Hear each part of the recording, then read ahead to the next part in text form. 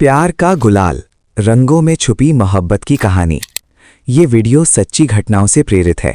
किसी की भावनाओं को ठेस पहुंचाना नहीं है, बल्कि समाज में फैलते अपराधों को जागरूकता फैलाना है। हम किसी भी प्रकार के हिंसा का समर्थन नहीं करते। आइए जानते हैं इस पूरी कहानी को। आज की हमारी कहानी लखनऊ, उत्तर प्रदेश की है। नमस्कार दोस्तों, मैं शिवा। अगर आप हमारे YouTube चैनल पर पहली बार आए हैं तो हमारे YouTube चैनल को सब्सक्राइब ज़रूर करें, ताकि आपको आने वाली वीडियो का मैसेज सबसे पहले पहुंचे। चलिए वीडियो को शुरू करते हैं। प्यार का गुलाल, लखनऊ, उत्तर प्रदेश। शराबखोरी की दोस्ती हमेशा घातक होती है, खासकर तब जब शराबी दोस्त की नज़र जवान बीवी पर पड़ जाए।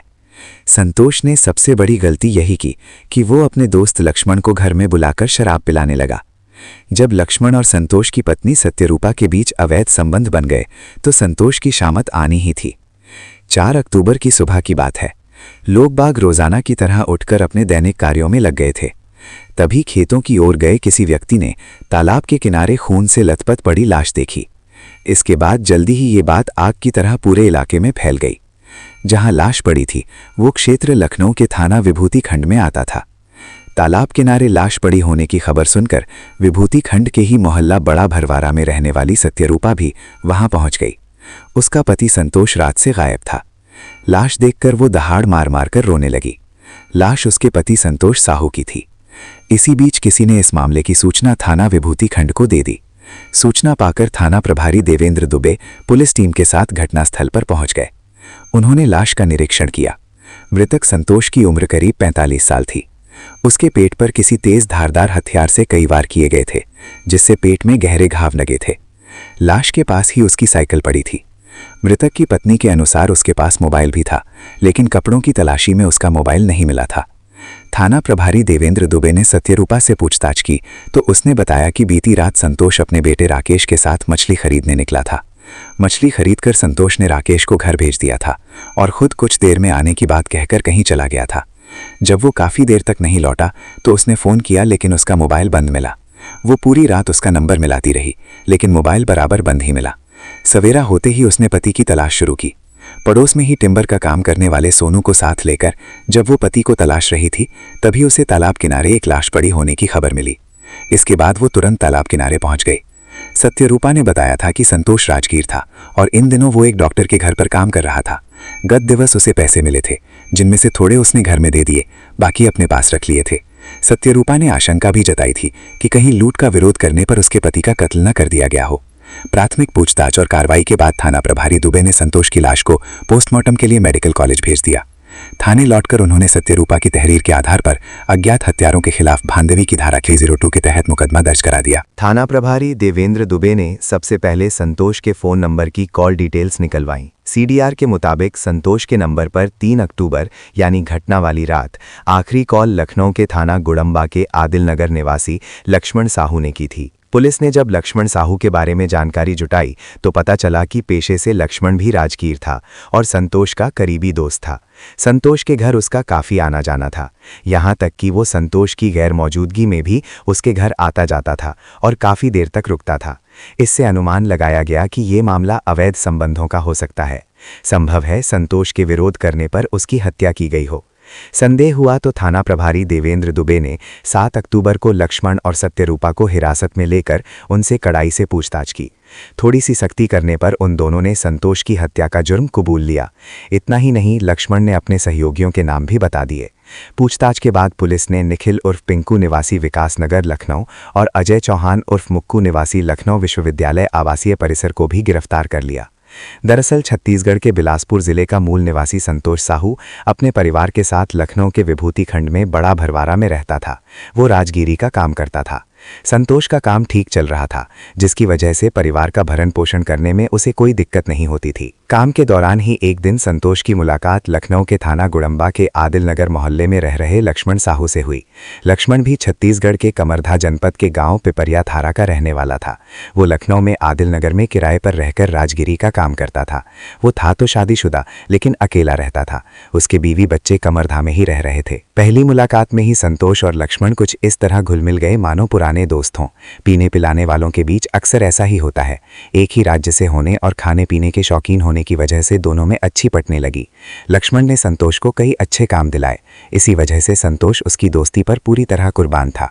जब भी खुशी की कोई बात होती दोनों खूब जश्न मनाते। पीने पिलाने की महफिल हर बार लक्ष्मण के कमरे पर ही जमती थी। एक दिन जब एक काफ़ी बड़ा काम मिला तो संतोष बोला, लक्ष्मण आज खुशी का दिन है, इसीलिए जश्न होना चाहिए। जरूर, लक्ष्मण चहका। चलो कमरे पर चलते हैं, वहीं बोतल खाली करेंगे। तुम्हारे कमरे पर बहुत महफिलें हो चुकी, आज तुम मेरे घर चलो। संतोष बोला, मेरी घरवाली बहुत बढ़िया नॉनवेज पकाती है, घर में बैठकर शराब का भी मजा आएगा और मीट का भी। अगर ऐसी बात है तो आज रहने दो। लक्ष्मण ने अपनी राय जाहिर की। अगले हफ्ते होली है, उस दिन दोहरा जश्न मनाएंगे, होली का जश्न भी हो जाएगा। संतोष अपनी खुशी नहीं दबा पा रहा था। मुझे इतना बड़ा काम मिला है, इसलिए आज भी दावत होनी चाहिए। लक्ष्मण संतोष की खुशी कम नहीं करना चाहता था। उसकी बात मानकर वो उसके साथ उसके घर चला गया। घर में संतोष की पत्नी और बच्चे मौजूद थे। संतोष ने लक्ष्मण को उन सबसे मिलवाया। जो कि संतोष अपनी पत्नी सत्यरूपा से अक्सर लक्ष्मण की बात किया करता था, इसीलिए वो उससे मिलकर खुश हुई। लक्ष्मण सत्यरूपा को देखकर आश्चर्य में रह गया। कई बच्चों की मां होकर भी उसके रूप लावण्य में कमी नहीं आई थी। न उसकी त्वचा की दमक फीकी पड़ी थी और न ही पेट या कूल्हों पर चर्बी की परत जमी थी। उसके चेहरे में कशिश थी और मुस्कान कातिलाना। संतोष बोतल और मीट साथ लाया था। वो मीट वाली थैली सत्यारूपा को देते हुए बोला, जल्दी से बढ़िया मीट पका, ऐसा कि लक्ष्मण भी उंगलियां चाटता रह जाए। सत्यारूपा मीट लेकर किचन में चली गई तो संतोष लक्ष्मण के साथ शराब पीने बैठ गया। लक्ष्मण बातें करते हुए शराब तो संतोष के साथ पी रहा था, लेकिन उसका मन सत्यारूपा में उलझा हुआ था और उसकी निगाहें लगातार उसी का पीछा कर रही थी। जैसे जैसे नशा चढ़ता गया वैसे वैसे उसकी निगाहों में सत्यारूपा नशीली होती गई। शराब का दौर खत्म हुआ तो सत्यारूपा खाना परोस कर ले आई। खाना खाकर लक्ष्मण ने उसकी दिल खोलकर तारीफ की। सत्यारूपा भी उसकी बातों में खूब रस ले रही थी। खाना खाने के बाद लक्ष्मण अपने कमरे पर लौट गया। इसके बाद लक्ष्मण जब भी संतोष से मिलता उसे होली की दावत की याद दिलाना नहीं भूलता। लक्ष्मण को भी होली का बेसब्री से इंतजार था। उसने मन ही मन सोच लिया था कि उसे होली में कैसे हुड़दंग मचाना है। उसे संतोष से कम सत्यारूपा से ज्यादा होली खेलनी थी। सत्यारूपा को छूने, टटोलने और दबाने का इससे बेहतर मौका और कोई नहीं मिल सकता था। भाभी संग होली खेलने की रस्म भी है और दस्तूर भी। कुछ भी कर गुजरो, केवल एक ही जुमले में सारी खताएं माफ, बुरा न मानो होली है। लक्ष्मण ने इसी हथियार को आजमाने का फैसला कर लिया था। उसे पूरा यकीन था कि होली में अगर वो मनमानी करेगा तो सत्यारूपा बुरा नहीं मानेगी। आखिर इंतजार की घड़ियां खत्म हुई और होली आ गई। होली के दिन 2 बजे तक रंग चला। उसके बाद लक्ष्मण ने नहा धोकर साफ सुथरे कपड़े पहने और संतोष के घर पहुंच गया। दोस्त से रंग खेलने के लिए संतोष रंगों से सना बैठा था। लक्ष्मण को साफ सुथरा आया देखकर संतोष ने रंग खेलने के बजाय उसे केवल गुलाल लगाया और गुजिया खिलाई।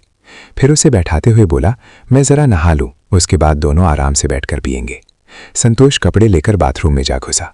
लक्ष्मण को जैसे इसी समय का इंतजार था। उसने साथ लाए पैकेट से गुलाल निकाला और अंदर पहुंच गया।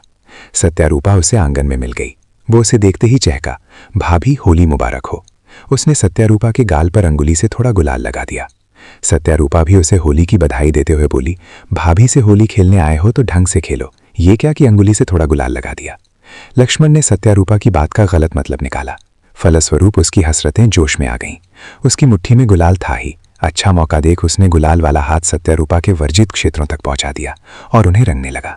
सत्यारूपा उसके गुलाल से सने दोनों हाथ पकड़कर कसमसाते हुए बोली, छोड़ो, ये क्या पागलपन है, बुरा ना मानो होली है, लक्ष्मण ने कहा और उंगलियों का खेल जारी रखा। सत्यारूपा किसी तरह उससे अपने आप को छुड़ाकर बोली, अभी अभी नहाई थी, अब फिर से नहाना पड़ेगा। नहा लेना, लक्ष्मण हंसते हुए बोला, साल भर में रंगों का त्योहार एक ही दिन तो आता है। सत्यारूपा के इस व्यवहार से ये बात साफ हो गई कि उसने लक्ष्मण के इस अमर्यादित हरकत का बुरा नहीं माना था। लक्ष्मण वो नहीं समझ सका कि ऐसा होली की वजह से हुआ था। सत्यारूपा भी उसके जैसा भाव अपने मन में पाले हुई थी। इस हकीकत को जानने के लिए उसने फिर से उसे बाहों में भरकर रंग लगाना शुरू कर दिया। सत्यारूपा को जिस तरह पुरजोर विरोध करना चाहिए था उसने वैसा विरोध नहीं किया। शायद उसे लक्ष्मण की यह हरकत अच्छी लगी थी। शायद वो कुछ देर और यूं ही लक्ष्मण की बाहों में सिमटी रहती, लेकिन तभी उसे संतोष के बाथरूम से बाहर निकलने की आहट सुनाई दी तो उसने खुद को लक्ष्मण से अलग कर लिया। जैसे ही संतोष बाथरूम से निकला, सत्यरूपा झट से बाथरूम में घुस गई। उसे डर था कि कहीं संतोष लक्ष्मण की हरकतों के सुर्ख निशान ना देख ले। जब तक संतोष ने कपड़े पहने तब तक लक्ष्मण ने भी गुलाल से सने हाथ धो लिए। इसके बाद वो कमरे में बैठ गया। नहा धोकर संतोष शराब की बोतल, पानी, गिलास और नमकीन ले आया। इसके बाद दोनों ने जाम से जाम लड़ाने शुरू कर दिए। सत्यरूपा भी नहाकर आ चुकी थी। हया से उसके गाल अब भी लाल हो रहे थे। वो दूर खड़ी अजीब सी नजरों से लक्ष्मण को देख रही थी। सत्यरूपा के इस व्यवहार से लक्ष्मण को लगा कि सत्यरूपा भी उसकी तरह ही मिलन को प्यासी है। अगर वो पहल करेगा तो शायद वो इनकार न करे। यही सोचकर उसने उसी दिन सत्यरूपा पर अपने प्यार का रंग चढ़ाने का निश्चय कर लिया। लक्ष्मण ने मन ही मन योजना बनाकर खुद तो कम शराब पी, संतोष को जमकर शराब पिलाई। देर रात शराब की महफिल खत्म हुई तो दोनों ने खाना खाया। लक्ष्मण ने भरपेट खाना खाया, जबकि संतोष चंद निवाले खाकर एक तरफ लुढ़क गया। लक्ष्मण की मदद से सत्यरूपा ने संतोष को चारपाई पर लिटा दिया। इसके बाद वो हाथ झाड़ते हुए बोली, अब इनके सिर पर कोई ढोल भी बजाता रहे तो भी ये सुबह से पहले जागने वाले नहीं। इसके बाद उसने लक्ष्मण की आंखों में झांकते हुए भौएं उचकाईं। तुम घर जाने लायक हो या इनके पास ही तुम्हारा भी बिस्तर लगा दूं? लक्ष्मण के दिल में उमंगों का सैलाब उमड़ रहा था। उसे लगा कि सत्यरूपा भी यही चाहती है कि वो यहीं रुके और उसके साथ प्यार की होली खेले। इसीलिए बिना देर किए उसने कहा, हाँ, नशा कुछ ज्यादा हो गया है, मेरा भी बिस्तर यहीं लगा दो। सत्यरूपा ने लक्ष्मण के लिए भी चारपाई बिछाकर बिस्तर लगा दिया और बच्चों के साथ दूसरे कमरे में सोने चली गई। लक्ष्मण की आंखों में नींद नहीं थी। उसे सत्यरूपा के साथ दिन में बिताए पल बार बार याद आ रहे थे। उसके शारीरिक स्पर्श से वो काफी रोमांचित हुआ था। वो उस स्पर्श की दोबारा अनुभूति पाने के लिए बेकरार था। संतोष की ओर से वो पूरी तरह निश्चिंत था। आखिर फैसला करके वो दबे पैर चारपाई से उठा और संतोष के पास जाकर उसे हिलाकर देखा। उस पर किसी तरह की कोई प्रतिक्रिया नहीं हुई तो वो धड़कते दिल से उस कमरे की ओर बढ़ गया जिसमें सत्यरूपा बच्चों के साथ सो रही थी। कमरे में चारपाई पर बच्चे लेटे थे, जबकि सत्यरूपा जमीन पर बिस्तर लगाकर लेटी थी। कमरे में जल रही लाइट बंद करके लक्ष्मण सत्यरूपा के पास जाकर उसके बिस्तर पर लेट गया। जैसे ही उसने सत्यरूपा को बाहों में भरा, वो दबी जुबान में बोली, मनमानी कर तो चुके, अब क्या करने आए हो, जाओ यहां से। उस वक्त तो बनावटी रंग लगाए थे, अब तुम्हें अपने प्यार के असली रंग में सराबोर करने आया हूं, कहकर उसने सत्यरूपा को अपने अंदाज में प्यार करना शुरू कर दिया। इसके बाद तो दो जिस्मों के अरमानों की होड़ सी लग गई। बदन से कपड़े उतरते गए और हसरतें बेलिबास हो गईं। जल्दी ही उनके बीच वो संबंध बन गए जो सिर्फ पति पत्नी के बीच में होने चाहिए। एक ने अपने पति के साथ बेवफाई की थी तो दूसरे ने दोस्त के साथ दगाबाजी। उस रात के बाद सत्यरूपा और लक्ष्मण एक दूसरे को समर्पित हो गए। सत्यरूपा लक्ष्मण के साथ रंगरलियां मनाने लगी। उसने लक्ष्मण को अपना सब कुछ मान लिया। यही हाल लक्ष्मण का भी था। सत्यरूपा के साथ मौज मस्ती करने के लिए लक्ष्मण हर दूसरे तीसरे दिन संतोष के घर महफिल जमाने लगा। संतोष को वो नशे में धुत करके सुला देता और बाद में सत्यरूपा के बिस्तर पर पहुंच जाता। जब लक्ष्मण की रातें अक्सर संतोष के घर में गुजरने लगीं तो पड़ोसियों में कानाफूसी शुरू हो गई कि खाने पीने तक तो ठीक है, लेकिन पराये मर्द को घर में सुलाना कैसी दोस्ती है, जरूर कहीं कुछ गड़बड़ है। लोगों ने ताक झांक की तो लक्ष्मण और सत्यरूपा के संबंध का भेद खुलने में देर नहीं लगी। इसके बाद तो उनके अवैध संबंध के चर्चे आम हो गए। आस पड़ोस में फैली बात संतोष के कानों तक पहुंची तो उसने सत्यरूपा से पूछा। इस पर उसने कहा कि वो उसका दोस्त है, उसके साथ ही खाता पीता उठता बैठता है, इसमें वो क्या कर सकती है, लोगों का तो काम ही दूसरों की गृहस्थी में चिंगारी लगाना होता है। इसके बाद संतोष ने फिर कभी सत्यरूपा से इस संबंध में कोई बात नहीं की, लेकिन सत्यरूपा और लक्ष्मण के दिमाग में ये बात आ गई कि आखिर कब तक वे इस तरह संतोष और दुनिया वालों की नजरों से बच पाएंगे। इसका कोई ना कोई स्थायी हल निकालना ही होगा। दोनों ने इस मुद्दे पर काफी सोच विचार किया तो नतीजा यही निकला कि संतोष को बिना रास्ते से हटाए वे दोनों एक साथ अपनी जिंदगी की शुरुआत नहीं कर सकते। दोनों की सहमति बनी तो योजना बनते देर नहीं लगी। इसी योजना के तहत लक्ष्मण ने अपने दोस्तों निखिल उर्फ पिंटू और अजय चौहान उर्फ मुक्कू से संतोष की हत्या करने की बात की तो दोनों ने हत्या के लिए 20,000 रुपए मांगे। लक्ष्मण खुशी से पैसे देने के लिए तैयार हो गया। पेशगी के तौर पर उसने दोनों को 5,000 रुपए दे भी दिए। 3 अक्टूबर की रात लक्ष्मण अपने दोनों साथियों निखिल और अजय के साथ हनीमैन चौराहे पर पहुंचा। उसने संतोष को काम दिलाने के बहाने वहीं से उसके मोबाइल पर बात की। सुनकर संतोष खुश हुआ तो लक्ष्मण ने उसे साइट दिखाने को कहा। वो आने को तैयार हो गया। संतोष उस वक्त अपने बेटे राकेश के साथ मछली खरीदने के लिए मछली मंडी आया था। लक्ष्मण का फोन सुनने के बाद उसने मछली खरीदकर बेटे राकेश को दे दी और कुछ देर में घर आने की बात कहकर उसे घर भेज दिया। इसके बाद संतोष साइकिल से हनीमैन चौराहे पर पहुंच गया। वहां लक्ष्मण उसे अपने 2 साथियों के साथ मिला। चारों ने एक ठेके पर बैठकर शराब पी। शराब पीने के बाद लक्ष्मण और उसके साथी टहलने का बहाना बनाकर उसे रेलवे लाइन के किनारे तालाब के पास ले गए। वहां दूर दूर तक कोई नहीं दिख रहा था। सुनसान जगह देखकर लक्ष्मण ने निखिल और अजय के साथ मिलकर संतोष को दबोच लिया और उसके पेट पर चाकू से ताबड़तोड़ कई वार कर दिए, जिससे संतोष जमीन पर गिरकर कुछ देर तड़पा, फिर हमेशा के लिए शांत हो गया। उसे मारने के बाद लक्ष्मण ने फोन करके सत्यरूपा को उसकी हत्या की जानकारी दे दी और तीनों वहां से फरार हो गए। पुलिस कॉल डिटेल्स के सहारे उन तक पहुंची तो घटना का खुलासा होने में देर नहीं लगी। सत्यरूपा और लक्ष्मण से पूछताछ के बाद पुलिस ने निखिल और अजय को भी गिरफ्तार कर लिया। पुलिस ने उनकी निशानदेही पर घटनास्थल के पास की झाड़ियों से हत्या में इस्तेमाल किया गया चाकू भी बरामद कर लिया। मुकदमे में चारों आरोपियों के नाम दर्ज करने के बाद पुलिस ने उन्हें उसी दिन सीजीएम की अदालत में पेश किया, जहां से उन्हें न्यायिक हिरासत में भेज दिया गया।